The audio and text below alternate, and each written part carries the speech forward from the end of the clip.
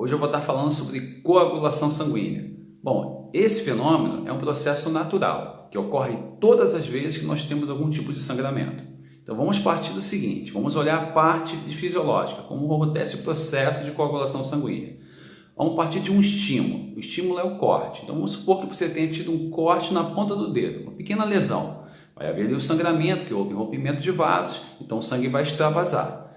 Quem vai ser direcionado para esse local da lesão primeiro? As plaquetas, pois essas células sanguíneas são responsáveis pela coagulação sanguínea, por conter a hemorragia. Lembrando, plaquetas são fragmentos nucleares de uma célula chamada megacariócito. Então as plaquetas chegaram na lesão, ok, e agora? Qual será o segundo ponto?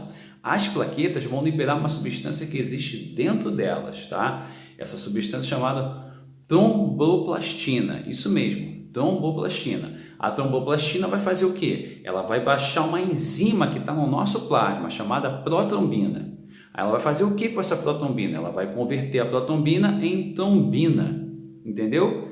A partir do momento que a trombina foi formada, essa trombina agora vai procurar uma proteína plasmática que existe dissolvida no nosso sangue, no nosso plasma, que é chamada fibrinogênio, que não tem nenhuma ação, tá? Mas quando ela encontra a trombina, ela é convertida, o fibrinogênio é convertido em fibrina. E essa fibrina agora vai formar uma rede, isso mesmo, uma rede que nós chamamos de rede de fibrina, evitando, contendo a hemorragia. É a partir desse momento, que leva mais ou menos em torno de 2 minutos em condições naturais, que o sangramento se encerra. Pronto, a coagulação sanguínea foi realizada. Então anota aí, isso é uma boa dica.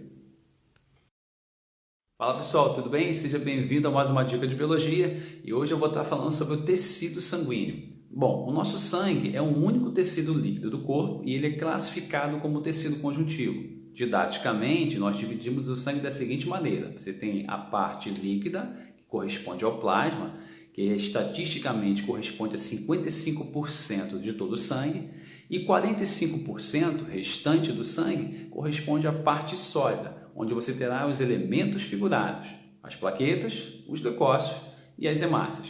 Falando um pouquinho sobre o plasma você tem um pouco mais que 90% de água, mas eu quero falar das proteínas, tá? Vou destacar 3 tipos de proteínas para você, anota aí. A primeira proteína que eu quero destacar é o fibrinogênio, uma proteína plasmática dissolvida no nosso corpo naturalmente, tá? Especificamente no sangue. Essa proteína ela tem uma função muito importante porque ela participa de um processo chamado coagulação sanguínea, tá? Que é evitar a hemorragia.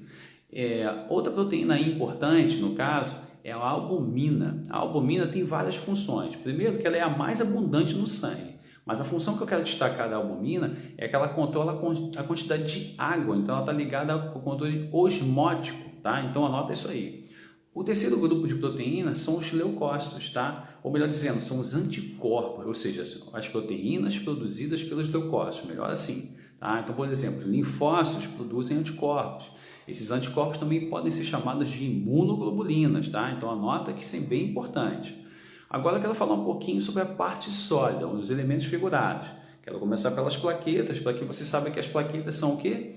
Elas são fragmentos nucleares, tá? Elas são parte de um núcleo, de uma célula que mora lá na medula óssea, chamada megacariócito. As plaquetas têm como função a coagulação sanguínea, evitar que tenhamos sangramentos. Então, quando você tem um corte, qualquer lesão, elas vão para aquela região da lesão para evitar, para fazer com que aquele sangramento se cesse, ou seja, contém a hemorragia, beleza? E geralmente isso acontece em até 2 minutos. Anota aí, as plaquetas também podem ser chamadas de trombócitos. É um nome mais, vamos dizer assim, mais técnico, tudo bem? Temos os leucócitos, que são de 5 tipos, tá? Nós temos o eosinófilo, temos o linfócito, o monócito, o neutrófilo segmentado e o basófilo. Cada um tem uma função bem definida quando se trata de infecção e alergias, mas todos eles podem ser colocados no mesmo ponto, tá? Que é a defesa do organismo contra agentes infecciosos. Então anota isso que isso é importante, tá? Agora, a forma de combate deles é diferente. Alguns podem realizar um processo chamado de fagocitose, como o monócito, e também como neutrófilo segmentado, que é englobar ali, por exemplo, o agente patogênico, que pode ser uma bactéria, e outros produzem leucócitos, que são imunoglobulinas, tá? Leucócitos não, produzem anticorpos, tá? Que são chamados imunoglobulinas, que é no caso do linfócito, por exemplo, tá? Mas temos também outras células que participam desse processo. Outro ponto importante que você deve anotar sobre eles é que a quantidade deles pode aumentar quando você está sob um processo infeccioso. Aí isso indica que realmente você tem ali uma infecção acontecendo no organismo, tudo bem? Então anota aí. Vamos então às hemácias. As hemácias podem ser chamadas tecnicamente de eritrócitos ou glóbulos vermelhos, tá? Elas são desprovidas de núcleo, logo você não pode trabalhar nenhuma forma, nada sobre a genética nelas, porque elas não têm material genético, já que elas não têm núcleo. Mas o que existe no interior dessas células? Uma proteína chamada hemoglobina, que é rica em ferro, um mineral que a gente não produz, mas que a gente adquire por meio da alimentação. Essa proteína também é um pigmento, tirando uma cor que é a cor do sangue, vermelho, tá?